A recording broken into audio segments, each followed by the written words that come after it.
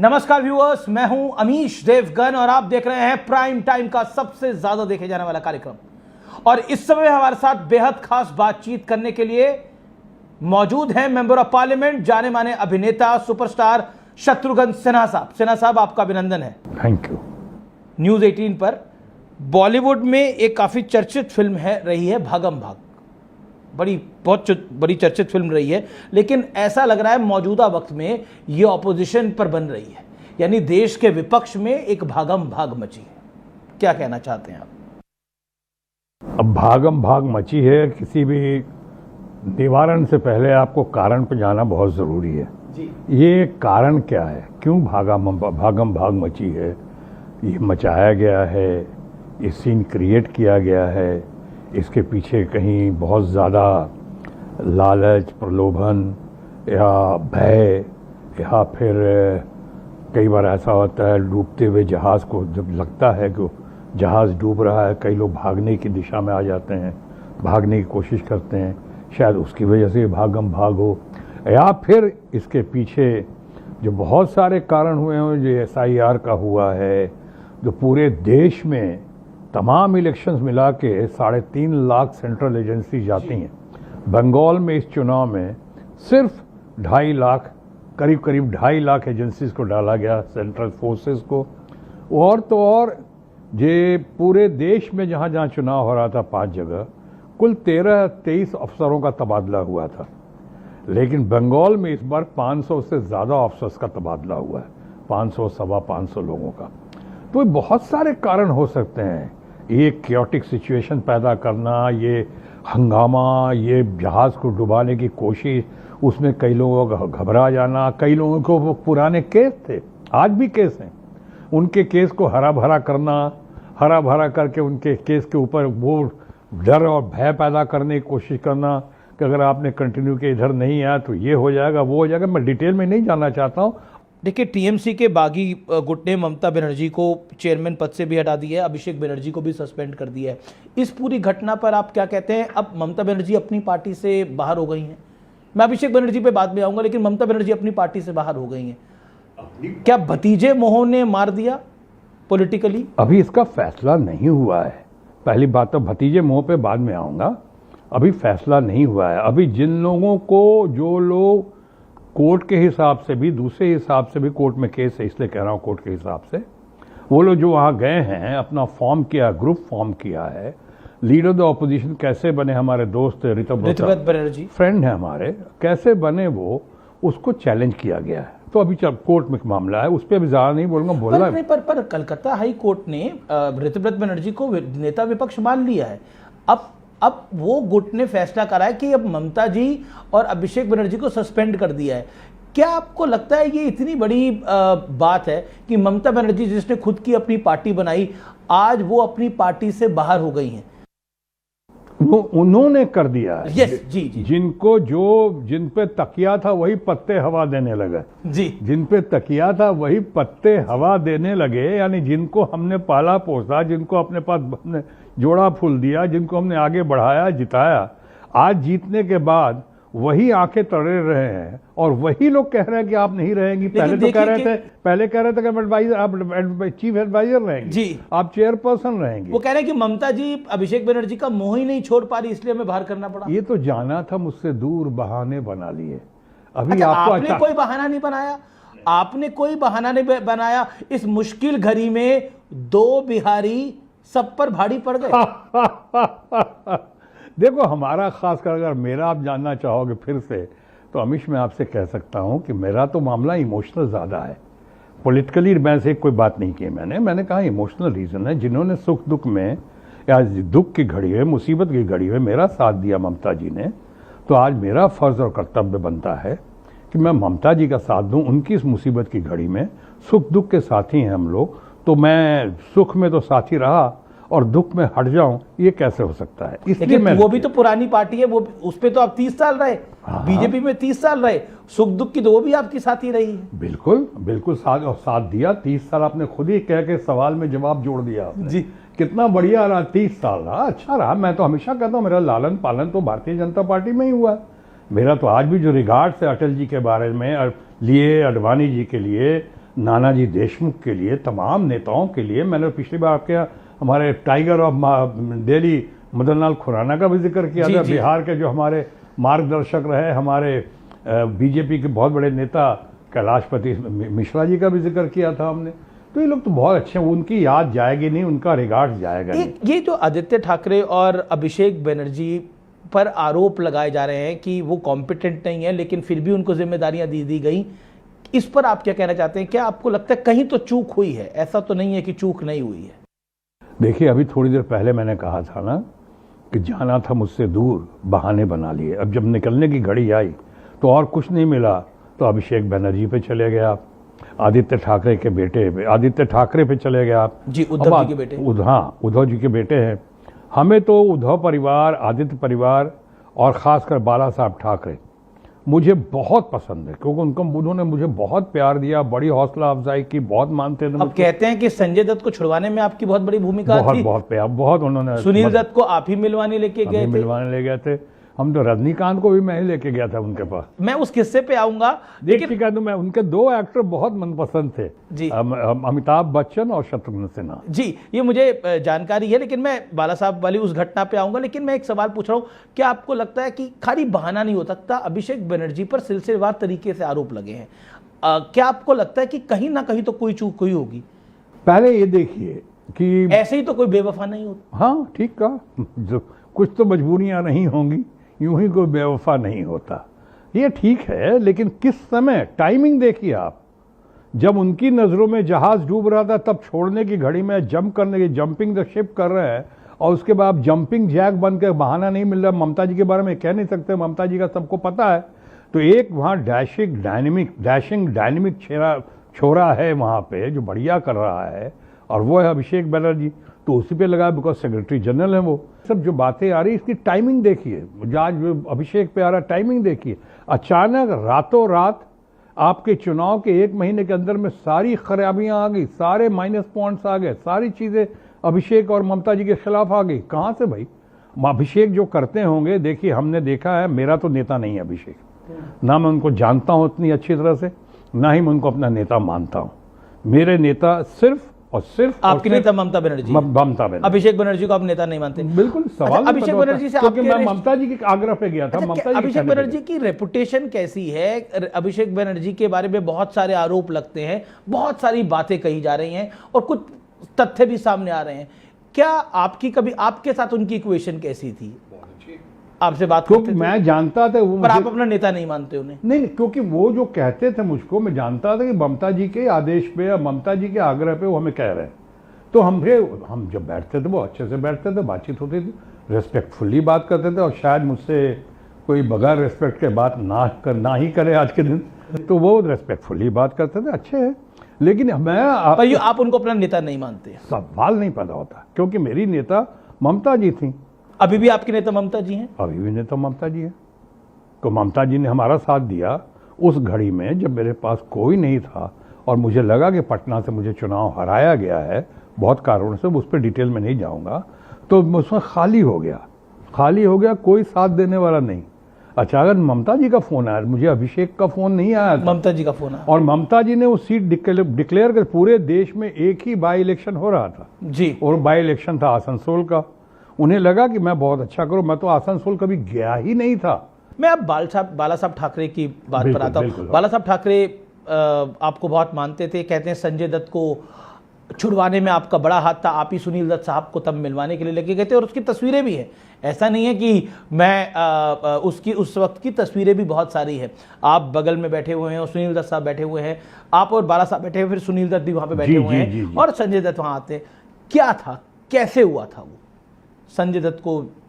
देखिए, मैं संजय दत्त को बहुत मानता था, आज भी मानता हूँ, लेकिन आज भी कहना चाहूँगा मैं सबसे ज़्यादा मानता था उनको, और वो सुनील दत्त जी की वजह से। सुनील दत्त जी जो कांग्रेस के थे, मैं Bharatiya Janata party, anti party थी बिल्कुल। हाँ, इन ए वे। लेकिन मैं कभी सुनील दत्त जी के खिलाफ कैंपेन करने नहीं गया, और वो भी कभी मेरे खिलाफ कैंपेन करने नहीं आए। और उन्होंने मुझे बहुत इंस्पायर किया था। सुनील दत्त को मेरे अंदर बहुत पोटेंशियल दिखाई पड़ता था कि आदमी अच्छा कर सकता है, पॉलिटिक्स में जाएगा तो। आपने अच्छा किया भी, तो उनका भी आशीर्वाद और मार्गदर्शन रहा सुनील दत्त का। जैसे जयप्रकाश नारायण जी का पहले रहा बहुत इंस्पायर करने में, वैसे इनका भी रहा सुनील दत्त का। तो मुझे लगा ये लोग अच्छे लोग हैं और इनके साथ ये संजय दत्त कुछ भी गलती हो सकती है, भूल हो सकती है उससे, वो टेररिस्ट नहीं हो सकता। ये तो बता दीजिए बाला साहब को आपने कन्विंस कैसे किया? हाँ, अपने प्यार से, अपने तर्क से, कई मीटिंग की, कई सीटिंग की हमने उनके साथ। मुझे बहुत मानते थे, खाना वाना खिलाते थे, बैठते थे, सब उद्धव को, पूरे परिवार को पता है। संजय दत्त के लिए कैसे बनाया बाला साहब? हमने कहा कि आप पहले तो उनकी दत्त साहब से नहीं पड़ती थी, बिल्कुल नहीं पड़ती थी, वही अभी तो मैं जानना चाह रहा हूं कि कैसे हुआ वो। हमने कहा देखो आप किसी और पार्टी में हैं, जो हो गया सो हो गया, पुराना भूल जाओ, लेकिन बहुत दुखी हैं, उनके बेटे के साथ एक ही बेटा है। आप सोचो बाला साहब, आप यहाँ के फादर फिगर हो महाराष्ट्र का, या बहुत लोगों की नज़रों में आप गॉड फादर हो बाला साहब ठाकरे, और उसके बाद अगर आप नहीं मदद करोगे, संजय दत्त को आप नहीं जानते हो, कम से कम सुनील दत्त को तो जानते हो आप कितना। नहीं उसने ऐसा बोला वैसा बोला, नहीं दिल के बहुत अच्छे हो, पॉलिटिकल लाइन अलग होगी उनकी। तो मैं सुनील दत्त जी के लिए तो मैं अटल बिहारी वाजपेयी जी को भी गया, उनको भी कन्विंस किया, वो भी बहुत प्यार करने लगे सुनील दत्त से। अडवाणी जी के पास गया, अडवाणी जी माने, तभी तो उनको सपोर्ट मिला बाद में। उसके बाद हमने कहा, जिस दिन वो मनोहर जोशी बने थे उस दिन चीफ मिनिस्टर, शिवाजी पार्क में मीटिंग थी, मैं चला गया ऐसे ही, मैं आगे बैठ गया फ्रंट रो में। वहाँ पे उन्होंने देख लिया मुझको, बाला साहब ठाकरे ने, वहाँ प्रमोद महाजन जी थे, गोपीनाथ मुंडे थे, सब मुझको उन्होंने इशारा किया कि नहीं तुम स्टेज पे आओ, जब तक स्टेज पे नहीं आओगे देखा तब तक कोई कार्यक्रम शुरू नहीं होगा। उन्होंने कहा कि तुम्हारा तो सरकार को लाने में तुम्हारा भी बहुत योगदान है। तो उन्होंने, अच्छा वो हमारे योगदान की तारीफ कर रहे हैं, उन्होंने कहा तुमको स्पीच देना ही होगा। वहाँ स्पीच दे रहा हूँ मैं, और स्पीच देने के बाद बाला साहब के स्पीच के पहले मैं बाला साहब का कहा कि आज एक ही चीज़ मांगता हूँ आपसे, आज मांगता हूँ, भले मामला जो है कोर्ट के अंदर है, लेकिन मामा आप चाहेंगे तो बहुत कुछ हो सकता है। आपसे एक ही चीज़ मैं मांगता हूँ कि संजय दत्त को आप किसी तरह से मदद करें, दत्त साहब की खातिर। दत्त साहब देशभक्त हैं, तो कहते हैं, उन्होंने बोला सुनील दत्त से बड़ा देशभक्त बहुत कम लोग होगा देश में, हमने उन्हीं का बेटा है, गलती हो गई होगी, भूल हो गई होगी, लेकिन वो आदमी टेररिस्ट नहीं है, लड़का बहुत अच्छा है वो, और वो रियलाइज भी कर रहा है, रिपेंट भी कर रहा है। तो अगर आप तो मतलब मनोहर जोशी के शपथ ग्रहण में आपने कन्विंस करा उनको? बिल्कुल। और जहां पर अपने लिए कुछ मांगना चाहिए था, वो आपने सुनील दत्त के लिए, सुनील दत्त साहब और संजय दत्त के लिए मांगा किया। फिर चलिए, ऐसा बहुत कम देखने को मिलता है राजनीति के अंदर। लेकिन एक चीज, क्योंकि आपने राजनीति में हमेशा शिष्टाचार रखा, आपने पॉलिटिक्स में हमेशा एक बड़ा शिष्टाचार रखा, और आपने शब्दों की मर्यादा को हमेशा बरकरार रखा। Rahul Gandhi style of politics पर आपके विचार क्या है? वो बंगाल में भी गए थे, उन्होंने बोला बंगाल में ममता बनर्जी जो हैं वो तुष्टीकरण कर रही हैं, भ्रष्टाचार कर रही हैं, ध्रुवीकरण कर रही है, इसके चलते बीजेपी को मौका मिल रहा है, और हुआ भी ऐसा, बीजेपी को मौका मिल गया। Rahul Gandhi brand of politics, style of politics को, जिस तरह की वो तू तड़ाक की भाषा इस्तेमाल कर रहे हैं, प्रधानमंत्री के लिए रोएगा मोदी, ये होगा मोदी के साथ, क्या आपको लगता है वो सही है? इस सवाल के जवाब में इन बड़े लोगों के बीच में मैं नहीं आना चाहता हूँ, लेकिन इस सवाल के जवाब में, और बंगाल का भी जिक्र किया आपने, तो मैं यही कहना, उसी शेर को दोहराना चाहूँगा जिसकी शुरुआत आपने की थी। कुछ तो मजबूरियाँ रही होंगी, यूं ही कोई बेवफा नहीं होता। अब बंगाल का सिचुएशन उस पर डिफरेंट था, वहाँ पे आपके वो भी बंगाल में लीडर चौधरी, अधीर रंजन चौधरी बढ़िया आदमी है, वो भी थे वहाँ पे उनकी सीट। राहुल गांधी का खुद जाना और बोलना बीजेपी यहाँ पर आ रही है, ममता बनर्जी भ्रष्टाचार ध्रुवीकरण वाली सरकार चला रही है, तो मैसेज था ना कि बीजेपी दिख ही रही थी, तो वोट चोरी का तो कोई मैटर ही नहीं था इसका मतलब। नहीं, वोट चोरी का तो मैटर था, वोट जब राहुल जी ने तो खुद ही नहीं स्वीकारा। नहीं, राहुल जी ने क्या कहा नहीं सुना, क्या नहीं कहा, लेकिन आज ये भी कहिए कि अगर बहुत देश में अपोजिशन लीडर के तौर पे राहुल गांधी के कुछ हो सकता है, कुछ कमजोरी या कुछ बातें रह गई हों, लेकिन बहुत बढ़िया नाम हुआ है और बहुत बढ़िया कर रहे हैं वो आज के। नहीं, पर जो तू तड़ाक की भाषा प्रधानमंत्री, ना भाषा की बात नहीं कर रहा हूं, मैंने कहा बड़े लोगों के बीच में मैं नहीं आना चाहूंगा, लेकिन मेरा अपना, मैं शब्दों का चयन बहुत सोच समझ बिल्कुल आप करते हो। मैंने इसको बोला कि आपने राजनीति में एक मर्यादा रखी है, इसलिए मैं आपसे ये सवाल पूछ रहा हूं कि ऐसे कम नेता हैं इस देश की राजनीति में जिन्होंने पार्टी भी अगर बदली लेकिन मर्यादा, मान मर्यादा के साथ काम करा। लेकिन राहुल गांधी जिस तरह की तू तड़ाक की भाषा का इस्तेमाल करते हैं, जिस तरह उन्होंने बोला ये मोदी आके रोएगा, मोदी को पहले उन्होंने बोला था 5 साल पहले डंडे पड़ेंगे मोदी को, क्या आपको लगता है दिस इज लेजिटिमेट, ये जायज है? नहीं, मैं तो खुद कहता हूँ, पहले आपको कह भी चुका हूँ कि शब्दों का चयन और भाषा की मर्यादा का सबको ध्यान रखना चाहिए। और मैं तो यहाँ तक कहता हूँ कि जब आप कई स्पोक्समैन को देखता हूँ बहुत गुस्से में आ जाते हैं, यार क्या क्या भाषा। हम तो डेली झेलते हैं उनको। आप तो बहुत झेलते होंगे, और कितना कोई ऐसी माँ पे बाप पे सब पे आ जाते हैं लोग, ये क्या हो रहा है। हमने कहा कोई सिस्टम होना चाहिए। अरे आपके पास अगर तर्क नहीं है तभी आप गुस्सा कर रहे हो ना, ये आप शब्द क्यों निकालते हो कि आपके पास तर्क नहीं है। आपको तो सबसे पहले हमने जो सीखा है, दो चीज़ सीखी है हमने। राजनीति में बड़े बड़े जो काम होते हैं, हमने एक चीज़ सीखी है कि इससे घबराने की ज़रूरत नहीं। पहले तो कूल रहो, हमेशा कूल रहो। आपने अच्छे अच्छे जनरल्स को भी देखा होगा, उनसे सीखा है। कितनी बड़ी बड़ी बातें भी आती हैं, आपने उनको कूल देखा है। आपने ईरान के लोगों को देखा है, कितना कूल होकर कितने बड़े बड़े डिसीजन लिए उन्होंने। अमेरिका के प्रेसिडेंट साहब का जिक्र अगर ना करें, ट्रम्प साहब का, तो बहुत लोगों को देखा है बहुत कूल रहते हैं। और कूल रह ट्रम्प आपको कूल नहीं लगते?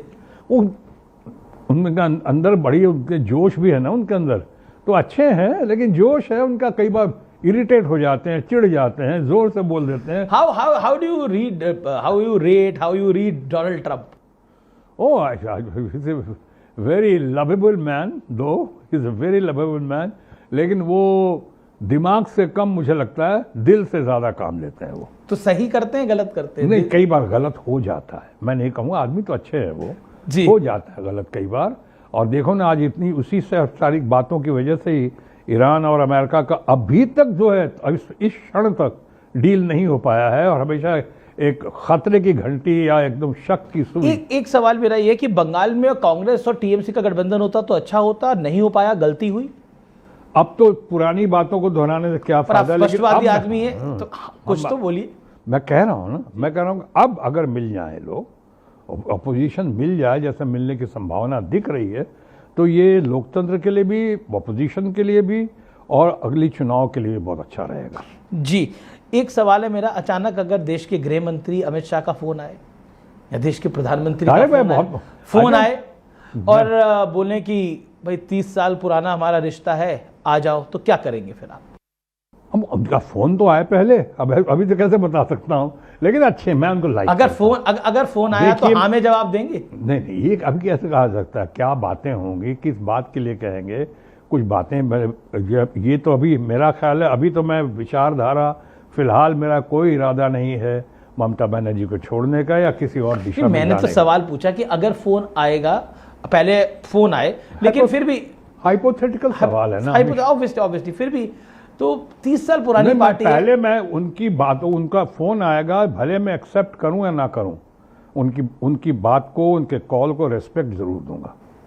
और ऐसा हुआ है, मेरे बर्थडे में उनका फोन आया, ऐसा नहीं कि नहीं आया, गृह मंत्री जी का। हाँ, very nice person to me, at least हमसे वो गुस्से वाला रूप मुझसे नहीं है, मुझसे, और शायद जनरली कोई करे भी ना, लेकिन वो अच्छे से बात किया। और आपने एक बार बहुत पहले पूछा था कि कुछ लोगों को, पहले भी पूछा था कुछ लोगों को क्या ऑफर आया, क्या आया आपको, मैंने कहा, सीधे कह दिया, मेरा पॉलिटिकल रीजन है ही नहीं। आपको कोई किसी का ऑफर आया नहीं? आपको किसी का फोन आया? ये अगर आया भी तो मैं कह नहीं सकता हूँ, आया तो कुछ होगा ही, लेकिन हमारे मैं समझता हूँ आपके दोस्त है बीजेपी में, इसीलिए कहा जो मेरे दोस्त हैं, दोस्तगण ने कहा, और तो और तृणमूल कांग्रेस के भी कुछ लोग जो बागी गए हैं, सो कॉल्ड बागी, उन्होंने भी हमें ऑफर दिया, लेकिन ऑफर दिया, आने का ऑफर दिया, कुछ बातें कहीं, सहूलियतों का जिक्र किया, कंफर्ट लेवल का जिक्र किया, लेकिन हमारे दोस्तों ने, चाहे बीजेपी के हो वो, लेकिन हमने इसलिए सोचा कि इन्होंने मेरे भलाई के लिए कहा होगा, तो मैं किसी से शिकायत नहीं है और ना मैं किसी के खिलाफ बोलने वाला हूँ। एक सवाल अब पॉलिटिक्स सेट के फिल्म पे पूछता हूँ मैं, बॉलीवुड के आप सबसे टैलेंटेड एक्टर्स में से एक हैं, बड़े सुपरस्टार बने, आपको एक पद मिला बिहारी बाबू का, यूपी, बिहार, मध्य प्रदेश, राजस्थान, पंजाब तक इसकी बहुत ख्याति हुई। इसके बाद बिहार से कई एक्टर्स आए हैं, पंकज त्रिपाठी आए हैं, मनोज वाजपेयी आए हैं, और भी कई स्टार्स आए हैं, लेकिन किसी को वो तबका नहीं मिल रहा। क्या कारण है कि बिहारी बाबू आज भी शत्रुघ्न सिन्हा है इतने वर्ष बाद भी? क्या कारण दिखाई देता है when you look back, when you see your journey? देखिए, एक तो हो सकता है कि बिहार से पहला लड़का या पहला आदमी मैं FTII में गया जी, पहला आदमी एक्टिंग कोर्स में गया, बिहार से पहला आदमी जो के बहुत नामचीन या बहुत हद तक सो कॉल्ड स्टार बना, बिहार से पहला आदमी जिसकी बहुत सारी ब्लॉकबस्टर्स हुई सोलो हीरो के तौर पे ही, बिहार से पहला आदमी गया जिसके विलन के आने पहली बार हिंदुस्तान के इतिहास में कभी नहीं हुआ, शायद कई लोगों ने फॉरेन के मैगजीन्स लिखा वर्ल्ड में नहीं हुआ, कि विलन के आने में जब मैं विलन था तो ताली बजती थी, मैं हीरो को मारता था तो मुझे शाबाशी मिलती थी, हीरो मुझे मारता था तो हीरो को गाली मिलती थी। इन्हीं तालियों ने तो मुझे विलन से हीरो बनाया। और हीरो में भी चाहे कालीचरण हो, विश्वनाथ हो, दोस्ताना हो, शान हो, दोस्त हो, दोस्ताना, बट जितनी फिल्में हैं इनमें जो कुछ हद तक कुछ लोगों की नज़रों में झंडे गाड़े तो उनको बहुत यंगर जनरेशन का खासकर बिहार में बहुत फख्र हुआ। और पूरे बिहार यूपी के लोगों को लगा कि हमारा हिंदी बेल्ट का जो गया है इतना बढ़िया किया, तो इसलिए out of love and affection उन्होंने बिहारी बाबू को टाइटल दिया। जब पहली बार फिल्म इंडस्ट्री में आए तो आपको किसी ने बोला नहीं इस शक्ल में कैसे आप बन पाएंगे? अरे तो रोज बोल सुनता था मैं, ये कटी फटी शक्ल जो है वो तो देख के बोलते ही थे लोग कि ये कहाँ से आ गया यार, बिहार से कौन नमूना आया है। जब गया मुझको तो लोग कहते हैं डार्क हॉर्स है, राज कपूर साहब ने मुझे बहुत मान सम्मान दिया। जब मेरी स्टूडेंट फिल्में कुछ बनी थी, एड अनटू द वॉइड, और एक था are we doing all this, तो रोशन तनेजा साहब ने उसको डायरेक्ट किया था, और एक था एंग्री यंग मैन जिसमें मेरे साथ थी जया बच्चन और डैनी डेंजोम्पा। एंग्री यंग मैन का रोल मैं कर रहा हूँ। एंग्री यंग मैन के रोल में हाँ, लोग कहते हैं कि शायद यही एंग्री यंग मैन का रोल पीआर डिपार्टमेंट ने किसी और को दे दिया, हमारे किसी दोस्त को, लेकिन उसके में अमिताभ बच्चन को। हाँ, पर मैं खुशी है उस बात की। अमिताभ बच्चन के साथ अब आपकी दोस्ती पक्की है? हाँ भाई, बहुत पुरानी दोस्ती, संघर्ष के दिनों के साथ है। हालांकि थोड़ा वो मुझसे उम्र में बड़े हैं, लेकिन संघर्ष के दिनों में फिल्मों में थोड़ा मैं उनसे बड़ा हूँ। लेकिन जब मेरे पास, उन्होंने खुद कहा भी है कि मेरा तो फ्लैट था, मेरे पास एक छोटी सी गाड़ी भी हो गई थी। धक्का भी लगवाते थे आप उनसे? धक्का भी लगवाता। तो प्यारे आदमी हैं, अच्छे आदमी हैं। मतलब सोचो कौन यकीन करेगा आज के दौर में अमिताभ बच्चन से आपने धक्का लगवा लिया। अरे नहीं, तो दोस्त है ना भाई, हम संघर्ष के, हमेशा आपके भी बहुत सारे फ्रेंड्स होंगे स्कूल कॉलेज के। बिल्कुल संघर्ष के दिन होंगे तो वैसे ही बात करेंगे ना आपसे। अभी थोड़ी मैं कहूँगा। अच्छा ये बता दीजिए, फिल्म किसके साथ आप लोग देखने गए थे तब, जब वो फिल्म देखने जा रहे थे, अगर डिस्क्लोज कर सकते? अब देखिए, कन्याओं का तो नाम नहीं ले सकता हूँ मैं जी, कन्याओं का तो नाम नहीं ले सकता हूँ, लेकिन हाँ, अमिताभ थे, असरानी थे, कई बार असरानी होते थे, अमिताभ बच्चन होते थे। असरानी गुजर गए, हमारे ट्यूटर भी थे वो जी 50 IM में। उसके बाद अब पेंटल कई बार होते थे, कई बार सुभाष घई होते थे, अनिल धवन होते थे। हम लोग बहुत पुराने सब दोस्त लोग, इंस्टीट्यूट डेज के साथी लोग हम। अच्छा ये बताइए, परिवार का कोई व्यक्ति आपको पॉलिटिकल एडवाइस देता है? आपके बेटे लव कुश या बेटी सोनाक्षी कभी कोई पॉलिटिकल एडवाइस देते हैं? सच बताइएगा आज। मैंने ये ज़रूर कहा, कभी कभी बेसिकली लव का तो काफ़ी इंटरेस्ट अब हुआ है, उसका इंटरेस्ट तो मेरा ख्याल है अभी तक जो दिख रहा है उनका, वो बीजेपी में है जी, उनका इंटरेस्ट दिख रहा है। और ये कुछ जो है वो फिल्म मेकिंग का डायरेक्ट की थी, बड़ी अच्छी, निकिता रॉय आई थी। जी निकिता रॉय नंबर 1 हुई थी, ट्रेन की थी वो, OTT पे, OTT में अच्छी फिल्म थी। तो वो कुछ जो है, बट कुछ का अभी कुछ एक ग्रुप है बीजेपी का, उन बीजेपी के तमाम लीडरों के बच्चों का जो ग्रुप है, उसमें कई बार शामिल हुए हैं, और कई बार बड़े बड़े प्रचारक लोग और लोग बैठते हैं उसमें, आके सुनते हैं, मिलते हैं उनके साथ, ट्रेनिंग आने समझे कर रहे हैं। लेकिन आपको मैं वही पूछा, पॉलिटिकल जो है सोनाक्षी बिल्कुल नहीं। सोनाक्षी के लिए बहुत लोगों ने बहुत कुछ कहा, मुझे बहुत जोर दिया, इन्हें लाइए तो ये हो जाएगा, ये हो जाएगा, लेकिन नहीं, सोनाक्षी का बिल्कुल मन नहीं। लेकिन हाँ, अभी जहाँ एक तरह मेरे बच्चों ने तारीफ की कि लोग, कई लोग जो है हो सकता है बिक गए हों जब ममता जी का साथ देने पे, बट ये सबसे ज़्यादा मुझे अगर कहा तो सोनाक्षी ने कहा, मुझे लगा कि यही कहेगी आप क्यों नहीं गए जी, पर सोनाक्षी ने कहा कि I am proud of you कि आपने एकदम इस घड़ी में जब दुनिया भाग रही है, या कोई लोग कह रहे हैं कि खरीदे जा रहे हैं, बेचे जा रहे हैं, वहाँ पे MP लोग इधर से, आप टिके रहे। तो उसने कहा मुझे प्राउड ऑफ यू, तो मुझे बहुत तसल्ली भी हुई और बहुत आंखों में आंसू भी आए जी।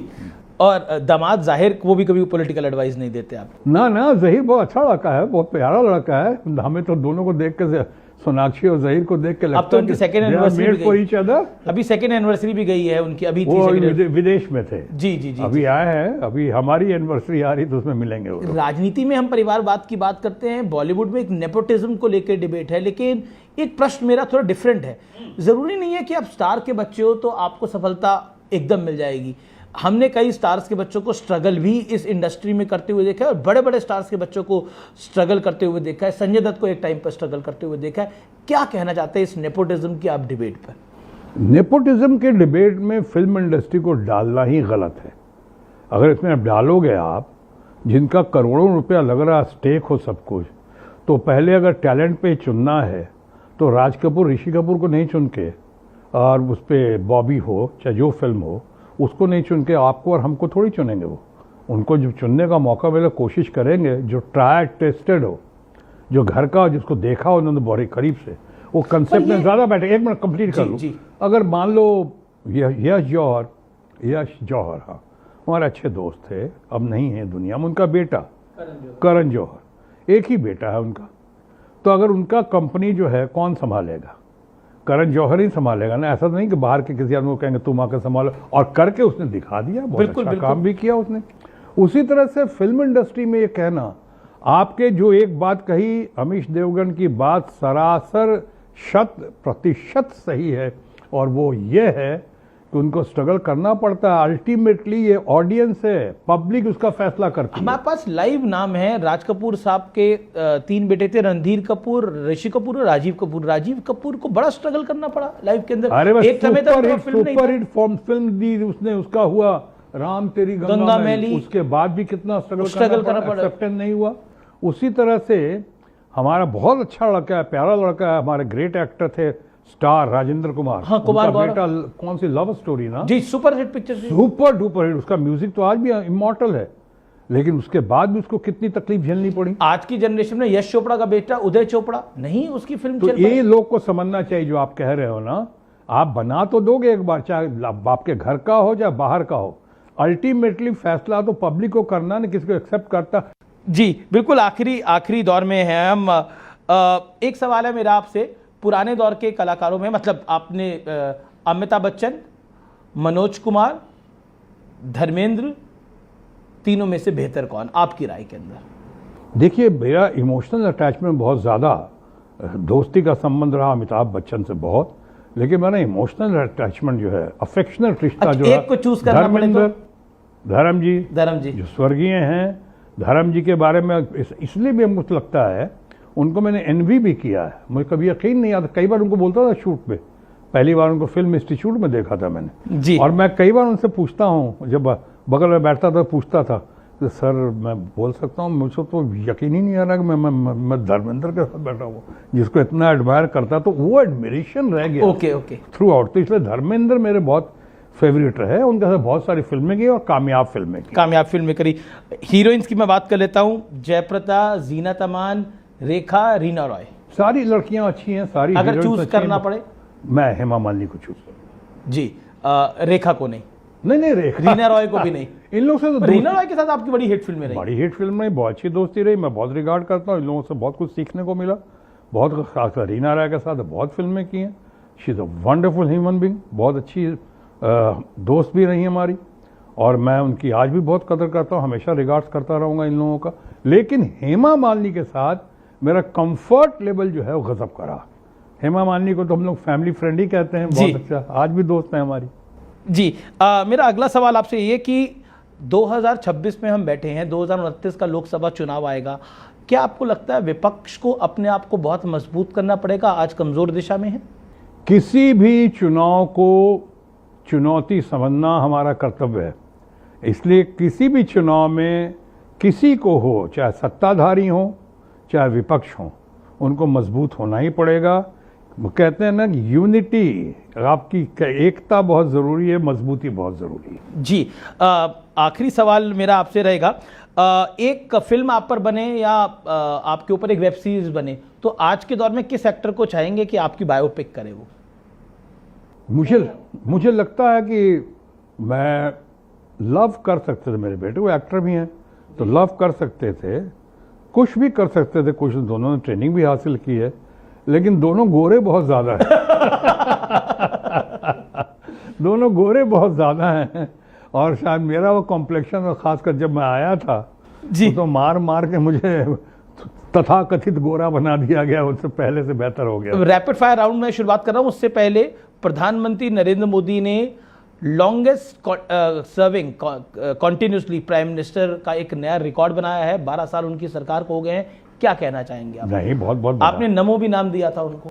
नमो नाम दिया था, नमो नाम हमारा ही दिया हुआ है। जैसे बिहार में हमारे एक स्वर्गीय मित्र थे, सुमो दिया था सुशील मोदी को, उनको सुमो नाम दिया था। तो प्रधानमंत्री नरेंद्र मोदी पर आप क्या कहना चाहते हैं? प्रधानमंत्री नरेंद्र मोदी के जो 12 साल हुए हैं उनको एक तरह से तो लॉन्गेस्ट टेन्योर है, और जैसे भी आप उसको देखें बड़ बधाई के पात्र हैं। और मैंने उनको बधाई का ट्वीट करके बहुत दिल से बधाई दी उनको कि वो आपके और हमारे देश के प्रधानमंत्री, सबके प्रधानमंत्री। पार्टी अलग हो सकती है। अच्छा, एक बात बताइए, जब बीजेपी 2014 में सत्ता में आई थी, तब आप बीजेपी के मेंबर ऑफ पार्लियामेंट थे, आपको लगता था कि इतनी लंबी सरकार बीजेपी चला पाएगी? दिल पे आपको लगता था इतना लंबा? तो do you think Modi has done something good, that is why he is in power? उन्होंने कुछ तो बेहतर किया होगा।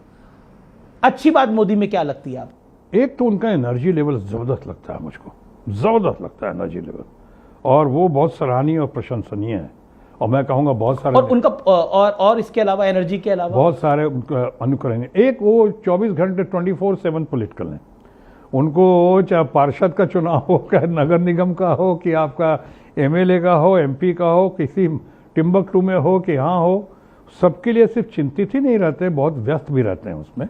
लेकिन मैं पहले ये कह दूं कि सबसे बड़ी बात कि जब 12 साल उन्होंने नेतृत्व किया है, तो हमारे लिए, देशवासियों के लिए भी बहुत सराहनीय, बहुत प्रशंसनीय, बधाई के पात्र है। और हमने उनको बधाई दिया, दिल से बधाई दिया। आप लोगों ने उसकी सराहना भी की थी उसकी। अब रही बात की विचारधारा की, फिलहाल विचारधारा अलग अलग है आज, पर आपकी मूल विचारधारा तो वही है। पालन पोषण हुआ है मेरा तो भारतीय जनता पार्टी में। गृह मंत्री अमित शाह के बारे में आप क्या कहना चाहते हैं? मैं उनको बहुत नज़दीक से तो नहीं जानता हूं, लेकिन मानता हूं कि बहुत काबिल हैं, योग्य हैं, और बहुत अच्छा उनके पास तर्क रहता है। और किसी चीज़ को अपनी तर्क से बुलडोज करने की उनको पार्लियामेंट में एक अच्छी आदत है या बुरी आदत है। आपको उनकी स्पीच आप सुनते हैं, आपको बेहतर लगती है? अमित शाह की जो स्पीचेज होती है पार्लियामेंट में बोलते हैं कई बार, हाँ, उनके अंदर उस समय जो बात करते हैं वो बड़ी कन्विक्शन से करते हैं। भले उसमें तथ्य उतना ना रहता हो कई बार, लेकिन जितना कन्विक्शन से करते हैं वो, जितना कंट्रोल रहते हैं वो, और जितना कंट्रोल, कन्विक्शन और कॉन्फिडेंस से जो बात करते हैं, वो देखते ही बनता है। जी, रैपिड फायर राउंड, आपके मुताबिक आज के दौर की सबसे सूटेबल फिल्म कौन सी है? कॉकटेल 2 अभी रिलीज हुई है या फिर धुरंधर?